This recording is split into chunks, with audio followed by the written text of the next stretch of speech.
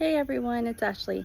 So yesterday, as I was driving into work, there was this thick fog that was covering that I could barely see, maybe like 30 or 40 feet in front of me. And so I was praying and I asked God if he would remove the fog. That way we could all see better and that way we could arrive to work safely and not have any problems. But as I was praying that, it had me think, God, will you also remove the fog from my eyes so I can see what you want me to do and do what you want me to do? And will you give me the understanding to be able to do these things and to follow you? But then after that, that had me think that sometimes we need that fog there. Sometimes we don't need to see everything that's happening. Sometimes I listened to the Bema Discipleship podcast on my way to or from work, and a Jewish rabbi teaches this. And on one of his episodes, he was talking about, actually, I think there's two, but anyhow, on one of his episodes, he was talking about how Abraham and Sarah and that story, and how God had promised Abraham that he would be the descendant, or that he would have as many descendants as there are stars in the sky. And so Sarah was unable to get pregnant, and so they decided to handle the situation themselves, like sometimes we do too. And so Sarah ended up giving her servant to Abraham so that he could have a child that way, and that way he could have descendants, right? Because how's he going to have descendants if she's barren? Because oftentimes we think the way that we want to think, and not the way that how God can control everything and how God can do miracles. And so anyways, Abraham went on to have a child through Sarah's servant.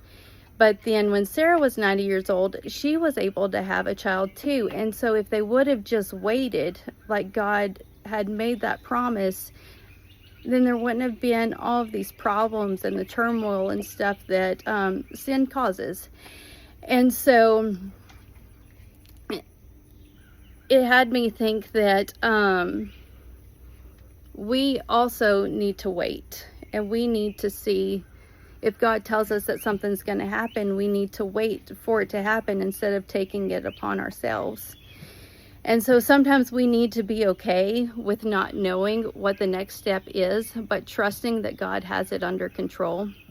We need to trust that he will tell us when the time is right. We need to be okay with the unknown. We may feel that it's stagnant, but instead God is working in the background of things that maybe we don't hear, maybe we can't see, maybe we don't even know the person that needs to come along for the situation to take place.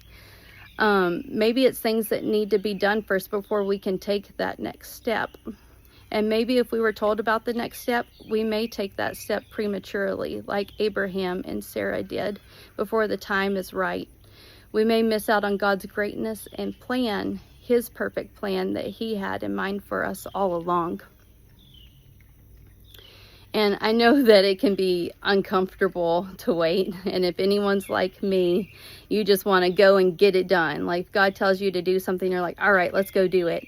But sometimes it's not the time to go and get it done. Sometimes it's our lesson on patience and waiting.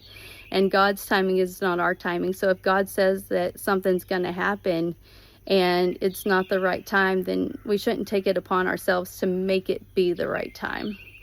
In Isaiah 55, 8-9, it says, "My thoughts are nothing like your thoughts, says the Lord, and my ways are far beyond anything you could imagine.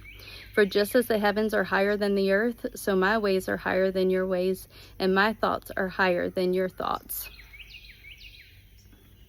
Sometimes things don't work out the way that we think they should work out, and this can be frustrating. It can make us feel like people are getting in the way, or it can make us feel like the devil is getting in the way.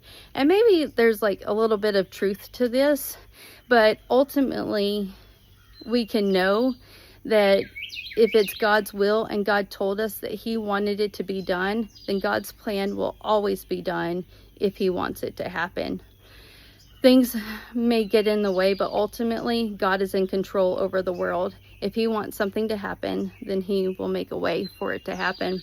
And so the last verse I have today is in the same chapter of Isaiah 55:11.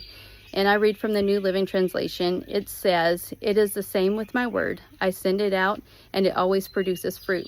It will accomplish all that I want it to, and it will prosper everywhere I send it." All right, I hope you all have a great day. Bye.